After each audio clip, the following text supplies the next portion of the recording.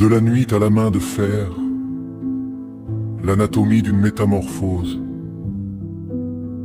Historique, une production DJ Bob.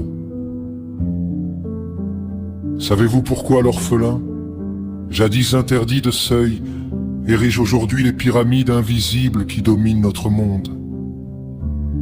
Ce n'est point par vice de domination, mais par une alchimie noire où chaque larme s'est changée en brique de puissance. La nuit comme creuser l'oppression millénaire, des ghettos au camp on n'a pas brisé. Elle a forgé une conscience nouvelle. Pour l'enfant à qui l'on refusait le chemin, la survie est devenue une science exacte, exclusion après exclusion. Ils ont appris que la vraie géographie n'est pas celle des terres, mais celle des flux d'argent, d'informations, d'influence.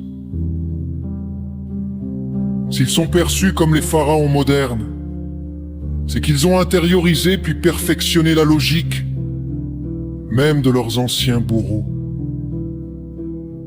Leur génie, aiguisé pour décrypter les codes de la menace, est devenu l'outil pour en écrire de nouveau. Le sentiment de culpabilité de l'Europe post-Shoah leur a offert, paradoxalement, une légitimité et une marge de manœuvre unique, un capital politique qu'ils ont monnayé avec une redoutable intelligence. Leur force actuelle repose sur un triptyque invisible. La maîtrise du récit médiatique global, l'influence sur les centres financiers et la diplomatique de la mémoire traumatique. Leur vache de l'orphelin, la terre et la souveraineté enfin acquises, et gardée avec une fureur sacrée. Chaque concession est vue comme un précipice, chaque critique comme la résurgence du vieux démon. Leur dureté n'est que la rigidité cadavérique d'une peur ancestrale. Et voici la tragédie qui les couronne et les emprisonne.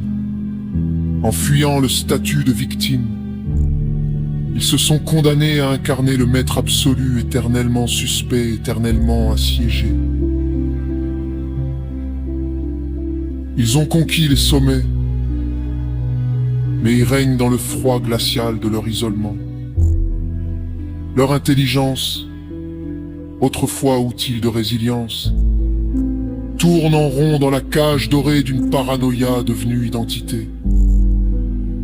Ils possèdent les clés du monde, mais ont perdu celle qui ouvre à la confiance.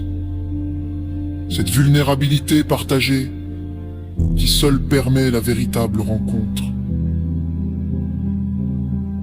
Ainsi la boucle est bouclée, la blessure, en voulant à tout prix se cicatriser, a produit une carapace si dure qu'elle étouffe celui qui la porte. Leur triomphe est complet et totalement vain, Bobé Didier.